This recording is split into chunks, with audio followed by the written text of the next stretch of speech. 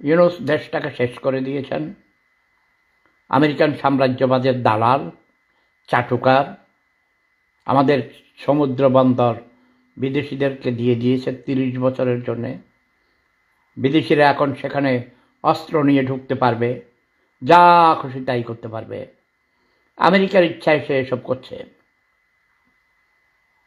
সে আমেরিকার দালাল। এখন যে শেখ হাসিনার যে বিচার হয়েছে, এটা একটা প্রহসনের বিচার। ওই ফলকার তুর্ক নামে এক তুর্কির, সে মুসলমান কিন্তু সে একটা ভণ্ড, বদমাইশ, অসৎ লোক।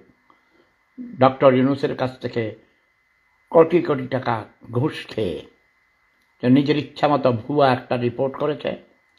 একজন নারী পুলিশ, সে গর্ভবতী ছিল, সে বলেছে, বাবা আমার পেটে বাচ্চা আছে, আমাকে মেরো না, আমাকে মাফ করে দেন বাবা, হাতে পায়ে ধরেছে, তাকেও ক্ষমা করেনি। ক্ষমতা লিপসু, ৭১-এর রাজাকার আলবদর আল শামস, পরাজিত সৈনিক, তারা ক্ষমতা দখল করবেই। প্রয়োজন বোধে তাদের মা বাবাকে হত্যা করে হলেও। নির্মম, অনেক নির্মম। শেখ হাসিনাও অনেক ভুল করেছেন, তিনি সঠিকভাবে চালাতে পারেননি দেশ। আমি তাকে অনেক বলেছি, আমি জানতাম কি হতে যাচ্ছে, তাই আমি তাকে শব্দ বোমা মেরেছিলাম, কিন্তু তিনি আমার কথা শুনেননি। তিনি শুনেছেন ওই নোয়াখালীর খাটার ছোট লোক গরিব কাউয়া কাদিরের কথা। এই তোমরা ইউনূসের কথা কইতেছ কেন? হাসু আপার জন্য অনেক করুণা হয়, অনেক মায়া হয়, অনেক দুঃখ হয়। অ্যাডভোকেট ফজলুর রহমান।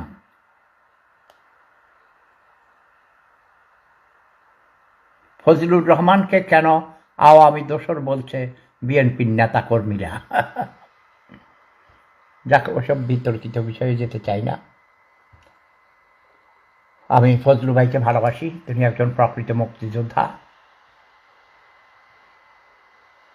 হ্যাঁ, বায়তুল মোকাররম মার্কেটে 15 মিনিটের আগুন। কখন এই আগুন লেগেছে? বায়তুল মোকাররম মার্কেটের আগুনে ক্ষতিগ্রস্ত ব্যবসায়ীরা।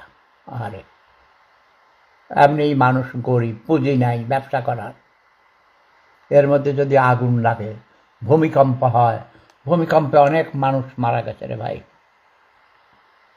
খুব খারাপ লাগে। যাক, এখন আমি ঘুমাতে যাব। সবাই ভালো থাকুন, সুস্থ থাকুন। প্রেম ধর্ম সেরা ধর্ম। Love is power.